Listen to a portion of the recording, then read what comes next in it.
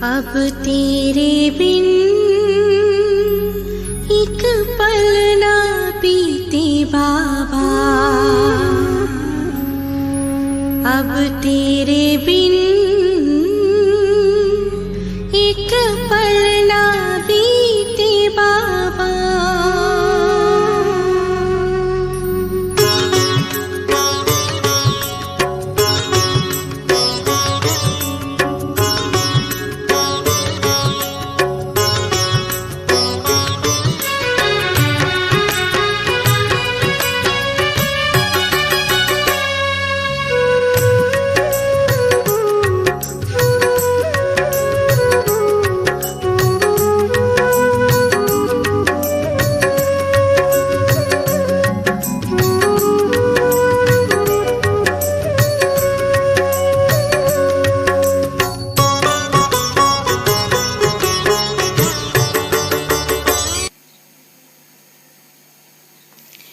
Om Shanti. Good morning.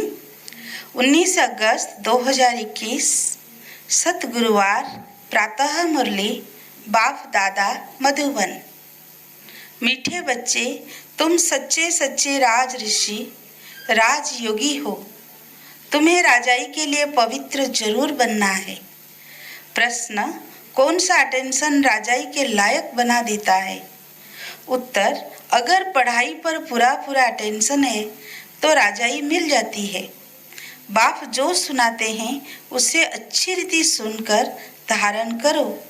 बाप ने सुनाया और बच्चों ने सुना तो राजाई मिल जाएगी। अगर सुनते समय उबासी देते व झुटका खाते, बुद्धि भटकती तो राजाई गंवा देंगे। इसलिए पढ़ाई पर पूरा अटेंशन दो।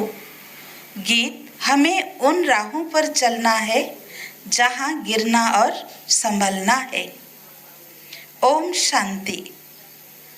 रूहानी बाप रूहानी बच्चों प्रति समझा रहे हैं। आज बच्चों को हठयोग और राजयोग पर समझाते हैं।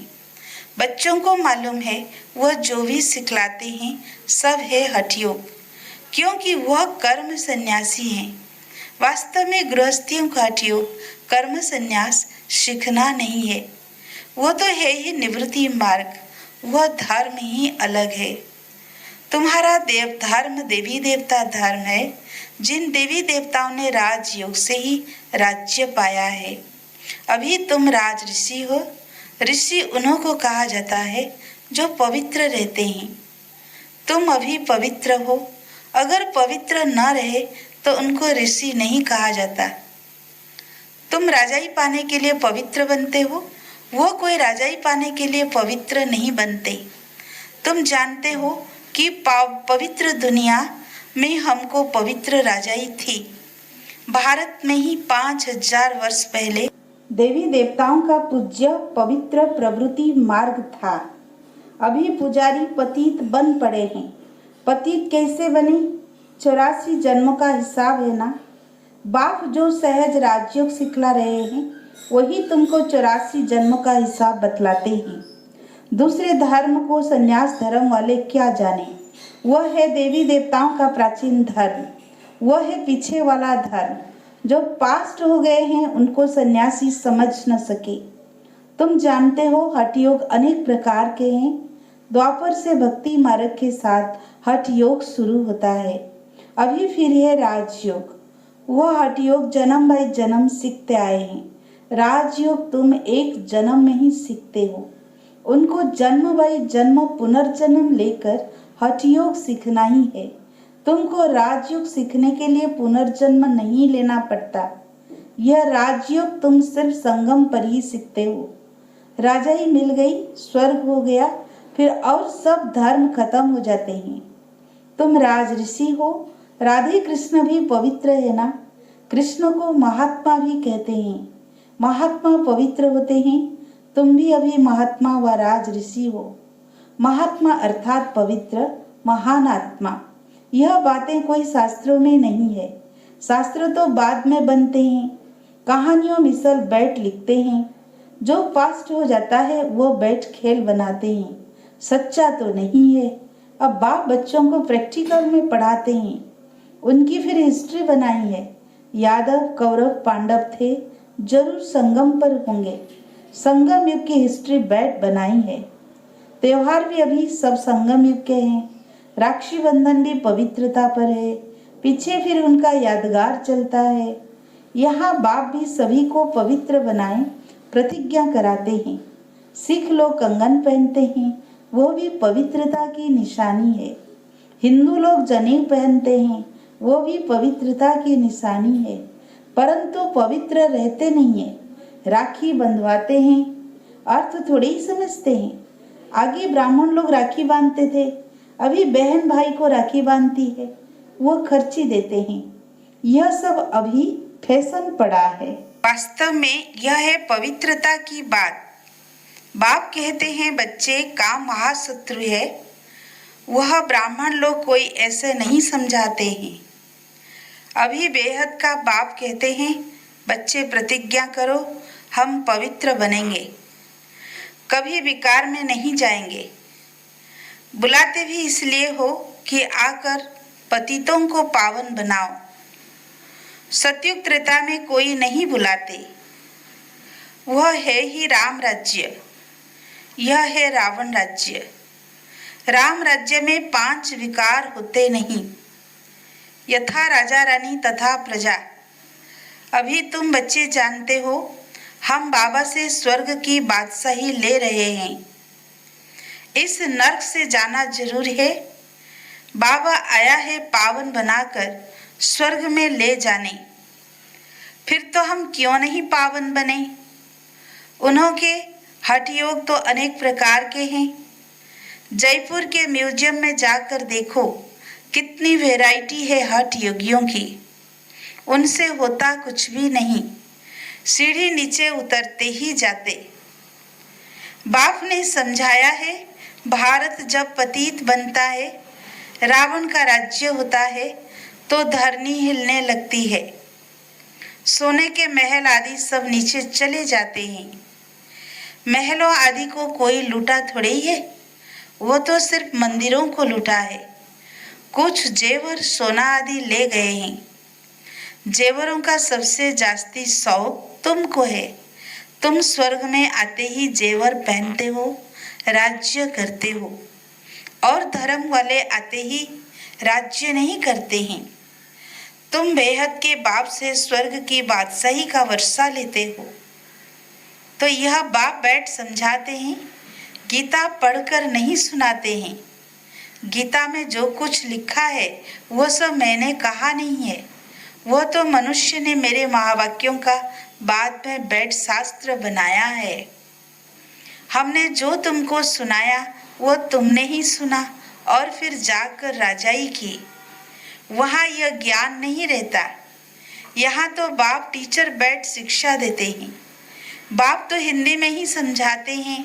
यहाँ सब हिंदी हिंदी कहते रहते हैं ना, जो उन्हों की भाषा है। वास्तव में प्राचीन भाषा हिंदी ही है, न कि संस्कृत। यह संस्कृत तो शंकराचार्य के बाद निकली है।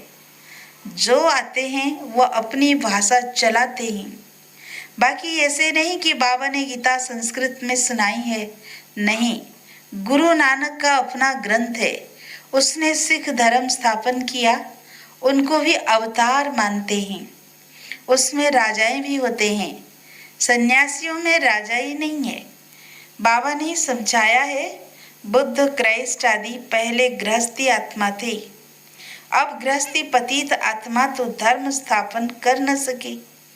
उनमें पवित्र आत्मा आई जिसने धर्म स्थापन किया। दूसरी धर्म तो किस्म किस्म के बहुत हैं, आकर अपना छोटा मठ पंथ स्थापन करते हैं। झाड़ में भी दिखाया है ना। तो हठ योग और राजयोग में बहुत फर्क है। यह बातें समझने की है। जिसको समझ में नहीं आती होगी वो झुटका खाते उवासी देते रहेंगे। यहाँ तो तुमको खजाना मिलता है, बड़ी भारी कमाई है, तुम रत्नों से झोली भरते हो। तो यह आंखें खोलकर सुनना होता है। झुटके खाते रहेंगे या बुद्धि बाहर भटकती रहेगी तो वो राजधानी पा न सके। तुम हो राज ऋषि, राजाई प्राप्त करने वाले। बाप राजधानी स्थापन करते हैं, श्री कृष्ण नहीं करते। कृष्ण तो बाप का वर्षा लेते हैं। अब बाप तुम्हारा निराकार है, जिससे वर्षा ले रहे हो विश्व की बादशाही का। कितना तुम साहूकार बनते हो। यहाँ एक ही बाप आकर राजयोग सिखलाते हैं। सो भी घूमो फिरो खाओ पियो, सिर्फ बाप को याद करो। साहूकार जरूर अच्छी रीति खाएंगे, वो तो अपनी कमाई का फल खाते हैं। मालपुड़ा खाओ या रोटी खाओ, याद करो बाप को। भल कुछ भी खाओ, पैसा तब किसके लिए है। बाबा कोई मना नहीं करते हैं, सिर्फ बाप से योग लगाना है। इस राजाई स्थापन करने में कोई खर्चा नहीं है। उस लड़ाई आदि में कितना खर्चा होता है, एरोप्लेन पर कितना खर्चा होता है। गिरते हैं तो एकदम खत्म हो जाते हैं, कितना नुकसान हो जाता है। तो बाप कहते हैं चलते फिरते बाप को याद करो, स्वदर्शन चक्र फिराते रहो। हमने 84 जन्म पूरे किए हैं, अब चलते वतन की ओर। घर जाकर फिर आए राजाई करेंगे। तुम एक्टर्स हो ना, वह बाइस्कोप सो तो 2-2.5 घंटा चलते हैं। यह बेहद का नाटक 5000 वर्ष चलता है। इनको मनुष्य ही जान सकते। यह दुनिया है कांटों का जंगल। बड़े ते बड़ा कांटा है विकार का, जो आदि मध्य अंत दुख देते हैं। दूसरे नंबर का कांटा है क्रोध। उनकी निशानी यह महाभारत लड़ाई देखो। कोई बात में गुस्सा आया तो झट बम शुरू कर देंगे। अभी तो ऐसे ऐसे बम्स बनाए हैं जो बात मत पूछो। सतयुग में कोई लड़ाई आदि होती नहीं है। संगम पर ही यह महाभारत लड़ाई दिखाई है। दूसरे कोई शास्त्र में लड़ाई की बात ही नहीं। वहां तो सारे विश्व के तुम मालिक रहते हो, लड़ाई की बात हो न सके। शास्त्र में असुरों और देवताओं की लड़ाई दिखाई है, परंतु देवताएं अहिंसक है। तुम योग बल से विश्व के मालिक बनते हो। यह है साइलेंस बल, इसमें कुछ तुमको बोलना नहीं है। याद के बल से तुम बाबा से विश्व की बात सही लेते हो। फर्क देखो कितना है। साइंस बल से विनाश होता है, उसी ही साइंस से फिर सतयुग में सुख देखेंगे। साइंस से इन्वेंशन करते हैं, वो तो सुख के लिए करते हैं। यह भी आकर कुछ ज्ञान लेंगे। प्रदर्शनी में तो सब आते हैं, आगे चल सब आएंगे। तुम्हारे इस साइलेंस बल का आवाज निकलेगा। तुम प्रश्न पूछते हो गीता का भगवान कौन? ऐसे प्रश्न कोई पूछ न सके। जहाँ प्रश्न लिखते हैं तो उनके साथ चित्र भी दो। गीता का भगवान परम पिता परमात्मा या श्री कृष्ण, जो पूरे 84 जन्म लेते हैं। पतित से पावन बनाने वाला तो बाप ही है। कृष्ण की आत्मा तो 84 जन्म ले सांवरी बनी है। उनको बैठ समझाते हैं, तुमने 84 जन्म लिए हैं, तुम अपने जन्म को नहीं जानते हो। एक्टर्स को पता तो होना चाहिए ना कि हम 84 जन्म कैसे लेते हैं। सन्यासियों का धर्म ही अलग है। भारतवासियों को अपने धर्म का पता न होने कारण और धर्मों में जाते रहते हैं। किसी गुरु के आशीर्वाद से किसी को धन मिल गया तो उनके पीछे चटक पड़ेंगे। फिर देवाला निकला तो कहेंगे खुदा की भाभी, बच्चा मिला बहुत खुशी होगी। अच्छा 10-12 दिन के बाद बच्चा मर गया तो कहेंगे ईश्वर की भाभी। इनको जिंदा करना हमारे हाथ में नहीं है। बाबा के बहुत ऐसे मिसाल देखे हुए हैं, ऐसे ऐसे बहुत होते हैं। यहाँ तो बाप बैठा है, बाप बच्चों को समझाते हैं, मीठे मीठे बच्चों पावन बनो। याद है जब महाभारत लड़ाई लगी थी तो द्रौपदी ने पुकारा था, बाबा हमको ये दुशासन नंगन करते हैं, हमको इनसे बचाओ। 5000 वर्ष की बात है। इन अबलाओं पर अत्याचार इस विश्व पर ही होते हैं। कई तो स्त्रियां भी ऐसी होती है जो विष बिगर रह नहीं सकती।